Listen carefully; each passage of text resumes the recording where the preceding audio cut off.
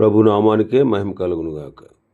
కూడి వచ్చిన మీ అందరికీ కర్మల ఆత్మీయ సహవాస సంఘ విశ్వాసులందరికీ మన ప్రభువును ఆయన ప్రియ కుమారుడునైన యేసుక్రీస్తు వారి శ్రేష్టమైన నామములో శుభములు మరియు అందరికీ వందనాలండి. ఇర్మీయా గ్రంథం 50వ అధ్యాయాన్ని మనం ధ్యానం చేసుకుంటున్నాం. ఇర్మీయా గ్రంథం 50వ అధ్యాయం. ఇందులో ముఖ్యమైన అంశం ఏంటంటే బబులోను నాశనము. బబులోను నాశనం. మొదటి 10 వచనాల్లో బబులోను ఓడింపబడుట, యూదులు తిరిగి వచ్చుట అనే విషయాన్ని గత దినం మనం ధ్యానం చేసుకున్నాం. 11వ వచనం నుంచి మనం చూస్తే ఆ శిక్ష యొక్క భయంకరత్వం, బబులోనును శిక్షించేటువంటి శిక్ష యొక్క భయంకరత్వాన్ని భక్తుడు రాశాడు. 11వ వచనం చదివితే, నా స్వాస్థ్యమును దోచుకుని వారలారా సంతోషించుచు ఉత్సహించుచు నురిపిడి చేయుచు పెయ్యి వలె గంతులు వేయుచు బలమైన గుర్రముల వలె మీరు సకిలించుచున్నారు. దేవుని స్వాస్థ్యము ఇశ్రాయేలీలు, యోధా జనాంగం, వారు ఆయన స్వాస్థ్యం. దాన్ని దోచుకునేటప్పుడు వాళ్ళు సంతోషిస్తూ ఉత్సాహిస్తూ నురిపిడి చేస్తూ పెయ్యి వలె గంతులు వేస్తూ బలమైన గుర్రాల వలె వారు సకిలించారు.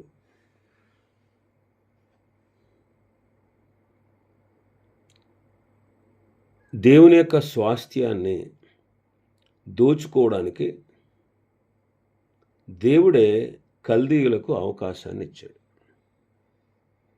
ఎందుకంటే ఆనాటి కాలంలో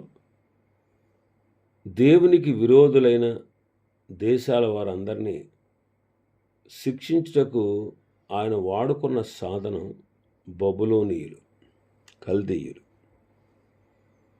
ఆయన వాడుకున్నటువంటి సాధనం అన్నమాట. కాబట్టి వారు ఇశ్రాయేలు యొక్క స్వాస్థ్యాన్ని దోచుకునేటప్పుడు వారు సంతోషించడానికి, ఉత్సహించడానికి, గంతులు వేయడానికి, గుర్రాల వలె సకిలించడానికి వారి యొక్క ఆధిక్యత ఏమీ కాదు. అసలు దేవుని సెలవు లేకుండా వారు ఆ దేశం మీదకి దండెత్తలేరు, ఆ దేశాన్ని వారు జయించలేరు. కాబట్టి వాళ్ళు ఉత్సహించి సంతోషించడానికి, నురిపిడి చేయడానికి, గంతులు వేయడానికి, సకిలించడానికి అసలు అవకాశమే లేదు. అతిశయించడానికి వీలు లేదు. ఎందుకంటే బలం వాళ్ళది కాదు, విజయం వాళ్ళు సొంతంగా సంపాదించింది కాదు. దేవుడు అనుమతి ఇస్తేనే వారికి ఆ విజయం కలిగింది. కాబట్టి వాళ్ళు అలా ప్రవర్తించారు. కాబట్టి వారు 12వ వచనంలో చూస్తే, జనములన్నిటిలో వారు అతి నీచమైన జనం అవుతారు. మీ తల్లి బహుగా సిగ్గుపడుతుంది, మిమ్మును కన్నది తెల్లబోతుంది. ఇదిగో అది జనములన్నిటిలో అతి నీచమైన జనమగు. ఇంకా ఆ దేశం ఎడారిలాగా, ఎండిన భూమిలాగా, అడవిలాగా అయిపోతుంది. ఇంకా 13వ వచనంలో చూస్తే, దేవుడైన యెహోవా రౌద్రమును బట్టి అది నిర్జనమగును. అంటే ఆ దేశంలో జనులు నివసించరు, అది కేవలం పాడైపోద్ది. ఆ మార్గమున పోవు వారందరూ కూడా ఆశ్చర్యపడి, ఏంటి ఈ తెగుళ్ళన్నీ దాని మీదకి రావడం చూసి, అర్రరే అసలు ఎలాగా నీకు ఈ గతి పట్టిందా అని అంటారట. కారణం ఏంటంటే యెహోవాకు విరోధంగా పాపం చేసింది. కాబట్టి విల్లు తొక్కువారులారా, మీరందరూ బబులోనుకు విరోధంగా దాని చుట్టూ యుద్ధ పంక్తులు తీర్చండి. ఎడతెగక వారి మీద బాణాలు వేయండి. చుట్టూ కూడి దానిని బట్టి కేకలు వేయండి. అది లోబడ్డానికి ఒప్పుకోవట్లేదు. దాని బురుజులు పడిపోతున్నాయి. దాని ప్రాకారాలు విరగ్గొట్టబడుతున్నాయి. ఇది దేవుడు చేసే ప్రతీకారం. ప్రభు అంటారు, దాని మీద పగ తీర్చుకోండి. అది చేసినట్టే దానికి చేయండి అంటారు. ఇక్కడ గమనించండి, మనం ఏదైతే చేస్తామో అదే మనకు ఎదురవుతుంది. మనం ఏదైతే చేస్తామో అదే మన మీదకి వస్తుంది. దావీదు గారు అంటారు, నా శత్రువు నేను గోతిలో పడాలని నా కొరకు గొయ్యి తవ్వారు, కానీ వాళ్ళే దానిలో పడ్డారు అంటాడు. కాబట్టి శత్రువు బబులోను, వాళ్ళు ఏ విధంగా అయితే ఇశ్రాయేలీయులను నాశనం చేయాలని సంతోషించారో అలాగ వారికి కూడా సంభవిస్తుంది. ఇంకా మనం చూస్తే మనం చేసిన దాని ప్రకారంగానే మనకు కూడా తీర్పు తీర్చబడుతుంది. మీరు ఏ కొలతతో కొలుస్తారో అదే కొలతతో మీకు కూడా కొలవబడుతుంది. కాబట్టి దేవుడు చేసే ప్రతీకారం అన్నమాట. ఇంకా 16వ వచనంలో చూస్తే, బబులోనులో ఉండకుండా విత్తువారు, కోయువారు వాళ్ళందరూ కూడా పారిపోతున్నారు. తమ తమ దేశాలకు వాళ్ళు పారిపోతున్నారు. ఎందుకంటే దాన్ని నిర్మూలన చేయాలని క్రూరమైన ఖడ్గమును పంపించినప్పుడు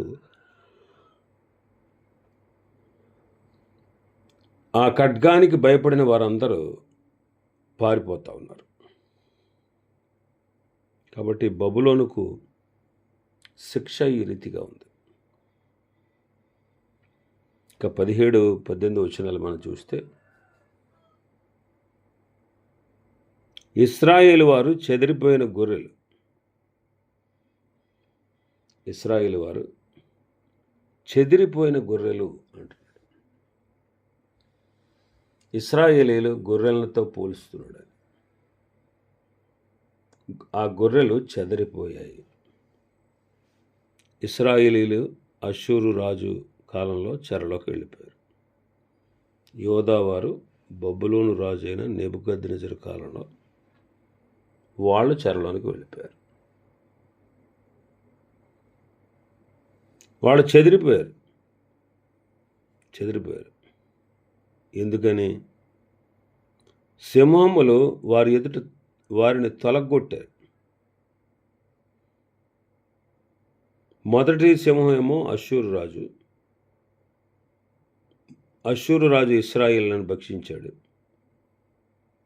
కడపట బబులోను రాజు నెబుకద్నెజరు. ఇలాగా తన ప్రజలైన ఇశ్రాయేలులు చెదిరిపోయారు. సింహములు వారిని తొలగొట్టాయి అంటారు. ఆ సింహాల పేరు ఏంటంటే, మొదటిది అష్షూరు రాజు, రెండవది బబులోను రాజు. అలాగే నాడు సాతాను కూడా తన ప్రజలైన వారిని ఆయన యొద్ద నుంచి తొలగించాలని వాడు కూడా రకరకాల ప్రయత్నాలు చేస్తాడు. అందుకే మీ విరోధి అయిన సాతాను అపవాది గర్జించు సింహం వలె ఎవరిని మృంగుదునా అని వెదకుచు తిరుగులాడుతూ ఉన్నాడు. గర్జించు సింహంలాగా ఎవరిని మృంగుదునా అని తిరుగులాడుతూ ఉన్నాడు.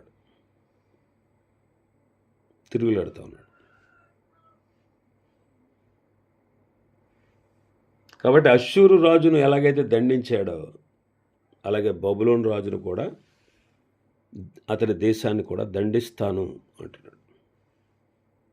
ఇశ్రాయేలులను చెదరగొట్టిన, దోచుకున్న, పాడు చేసినటువంటి అష్షూరు రాజుని ఎలాగైతే దేవుడు దండించాడో అలాగే బబులోను రాజును కూడా దండిస్తాను అంటున్నాడు. అయితే ఇశ్రాయేలీయులు ఏమవుతారు? అది 19వ వచనంలో రాశాడు. ఇశ్రాయేలు వారిని తమ మేత స్థలమునకు నేను తిరిగి రప్పించేదను, వారు కర్మెల మీదను బాషాను మీదను మేయుదురు, ఎఫ్రాయిం కొండల మీదను గిలాదులోను మేయుచు సంతుష్టి నొందును. ఆ కాలమున ఆనాటికి ఇశ్రాయేలు దోషమును వెదకినను అది కనబడకుండును, యోధా పాపములు వెదికినను అవి దొరకవు. శేషింపజేసిన వారిని నేను క్షమిస్తాను, ఇదే యెహోవా వాక్కు అంట. చెరలో ఉన్నటువంటి ఇశ్రాయేలీయులు వారు తమ మేత స్థలమునకు తిరిగి రప్పించబడతారు. వాళ్ళు బాషానులోను కర్మెల మీదను మేస్తారు, ఎఫ్రాయిము కొండల మీద గిలాదులో మేయిచు సంతుష్టి పొందుతారు. ఆ కాలమున ఆనాటికి ఇశ్రాయేలుల దోషమును వెదకినను అది కనబడదు, యోధా పాపములు వెదికినా అవి దొరకవు. కారణం ఏంటంటే శేషింపజేసిన వారిని ఆయన క్షమిస్తాడు. శేషింపజేసిన వారిని ఆయన క్షమిస్తాడు. ఇశ్రాయేలు వారు పారిపోయిన వారిలాగా పరిగెత్తుకుని తమ దేశానికి తిరిగి వస్తారు.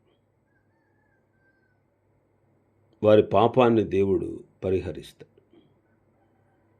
ఆదాము ద్వారా పతనమైపోయి పాడైపోయి దూరం అయిపోయినటువంటి మనల్ని ప్రభువైన యేసుక్రీస్తు వారి ద్వారా దేవుడు మనలను తిరిగి ఆయనతో సఖ్యపరుస్తాడు, సమాధానపరుస్తాడు. మరి ఆయన ద్వారా మన పాపాలన్నీ కూడా క్షమించబడతాయి. యోధావారి పాపాలు ఎంత వెదికినా సరే దొరకవు. శేషింపజేసిన వారిని ప్రభు క్షమిస్తాడు. ఇదే యెహోవా వాక్కు. ప్రభు మనల్ని కూడా క్షమించాడు,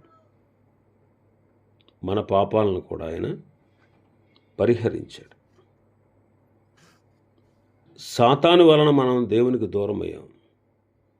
తన కుమారునిలో ఆయన మనల్ని తన వద్దకు చేర్చుకున్నాడు.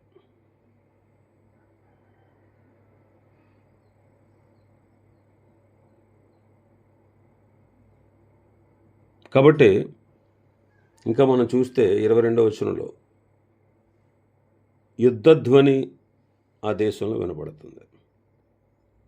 23వ వచనంలో వారు బొత్తిగా పాడైపోతారు. 24వ వచనంలో బబులోనును పట్టుకోవడానికి దేవుడు బోనును పెట్టాడు.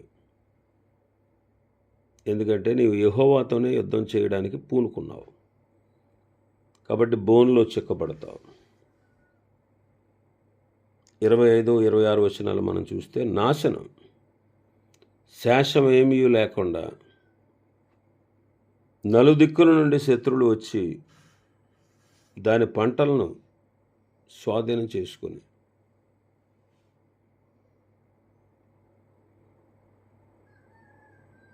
శేషమేమి లేకుండా వారిని నాశనం చేస్తాడు. 27వ వచనంలో చూస్తే, వారి దండన కాలము వచ్చెను, వారికి శ్రమ, వారి దినము ఆసన్నమాయను, వారి దండన కాలము వచ్చెను. 28వ వచనంలో చూస్తే, బబులోను దేశంలో నుండి తప్పించుకొని పారిపోయి వస్తున్న వారి యొక్క శబ్దం వినబడుతుందంట. ఆయన చేసేటువంటి ప్రతీకార సమాచారం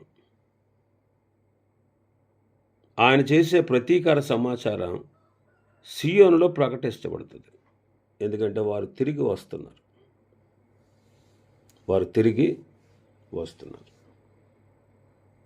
ఆ రీతిగా దేవుడు బబులోనును శిక్షించబోతున్నాడు. 29వ వచనం నుంచి ఆఖరి వరకు మనం చూస్తే శిక్షకు కారణం ఏంటో చెబుతున్నాడు. శిక్షకు కారణం ఏంటో ఆయన చెబుతున్నాడు. ఏంటి శిక్షకు కారణం? 29వ వచనం, ఆలకించుడి, బబులోనుకు రండి అని విలుకాండ్రను పిలువుడి, విల్లు తక్కువారులారా మీరందరూ దాని చుట్టూ దిగుడి. అది యెహోవా మీద గర్వపడినది, ఇశ్రాయేలు పరిశుద్ధుని మీద గర్వపడినది. దానిలో నొకడును తప్పించుకొనకూడదు.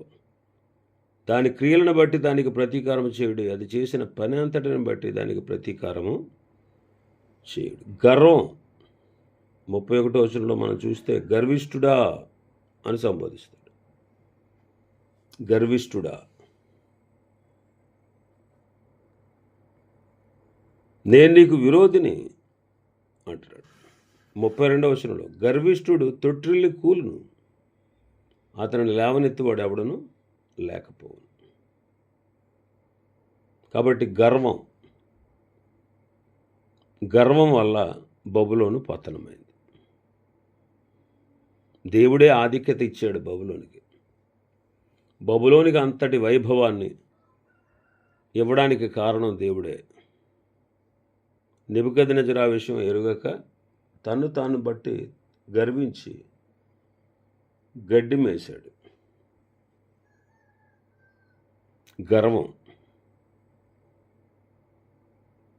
గర్విష్ఠులు ఎప్పుడైనా సరే తొట్టిల్లి కూలిపోతారు. అతను లేవనెత్తేవాడు ఎవడు ఉండడు. ఇంకా మనం చూస్తే 33వ వచనంలో ఇశ్రాయేలు వారిని పోనిచ్చుటకు సమ్మతించట్లేదంట. ఇశ్రాయేలు వారిని పోనిచ్చుటకు వాళ్ళు వెళ్ళిపోతానంటే వాళ్ళు సమ్మతించట్లేదు. యోధా వారిని బాధించబడ్డారు. ఒకడు తప్పకుండా ఇశ్రాయేలు వారు, యోధా వారు బాధించబడ్డారు. వారిని చెరపట్టిన వారందరూ కూడా వారిని గట్టిగా పట్టుకున్నారండి. వారిని పోనివ్వడానికి మనస్సు లేదు. అయితే ఇశ్రాయేలు యొక్క విమోచకుడు బలవంతుడు, సైన్యములకు అధిపతి అని యెహోవా అని ఆయనకు పేరు. ఆయనకు అసాధ్యమైనదంటూ ఏది లేదు. అందుకే తన పిల్లల్ని ఆయన విడిపించాడు. ఇంకా మనం చూస్తే 36వ వచనం, ప్రగల్భాలు పలుకువారు ఖడ్గవశులై పిచ్చి ఒంటరవుతారు. బలాఢ్యులు నిర్మూలమగు వరకు ఖడ్గము దాని మీద పడును. ప్రగల్భాలు పలికేవారు, పిచ్చి చేష్టలు చేసేవారు.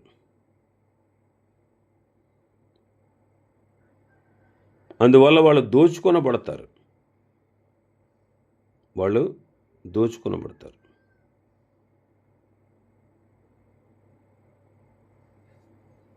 ఇంకా మనం చూస్తే 38వ వచనం, పిచ్చి చేష్టలు చేస్తున్నారంట. నీళ్లకు ఎద్దడి తగులును, అవి ఇంకిపోవును. అది చెక్కబడిన విగ్రహములు గల దేశం. జనులు భీకర ప్రతిమలను బట్టి పిచ్చి చేష్టలు చేస్తున్నారు. అందువల్ల అందులో ఎవరు కాపురం ఉండరు. సొదొమ గొమొర పట్టణాలను ఎలాగైతే చుట్టుపక్కల ఉన్న ప్రాంతాలని దేవుడు శిక్షించాడో, ఎవరు కూడా అక్కడ కాపురం ఉండకుండా చేశాడో వాళ్ళు అలా అవుతారు. తర్వాత 41, 42 వచనాల్లో యుద్ధ పంక్తులు తీరి శత్రువులు వస్తారు. 43వ వచనంలో బబులోను రాజు వారి సమాచారాన్ని విని దుర్బలుడవుతాడు, అతనికి బాధ కలుగుతుంది. ప్రసవ స్త్రీ వేదన వంటి వేదన అతనికి సంభవిస్తుంది. ఎందుకంటే దేవుణ్ణి ఎదిరింపగలిగిన వారు ఎవరు కూడా లేరు. ఆయన ఎదిరింపగలిగిన వాడు లేడు. ఆయన ఆక్షేపణ చేసేవాడు ఎవరు లేడు. ఇంకా 45-46 వచనాల్లో మనం చూస్తే బబులోనుకు ఆ గతి పట్టినప్పుడు ఆ సమాచారం విన్నటువంటి భూప్రజలందరూ కూడా, అరే ఏంటి బబులోను దేశానికి ఈ గతి పట్టిందా అనే సమాచారాన్ని వారు విని వారు అంగలారుస్తారు. భూమి కంపించే అంత భయం చుట్టుపక్కల ఉన్న వారికి కలుగుతుంది. ఆ రీతిగా బబులోనును దేవుడు శిక్షింపనై ఉన్నాడు. ఇవి ఈ అధ్యాయంలో ఉన్నటువంటి విషయాలు. ప్రభు చిత్తమైతే రేపు దినం మరొక అధ్యాయాన్ని మనం ధ్యానం చేసుకుందాం. దేవుడి వర్తమాన వాక్యాన్ని మన వినికిడిలో ఆశీర్వదించును గాక.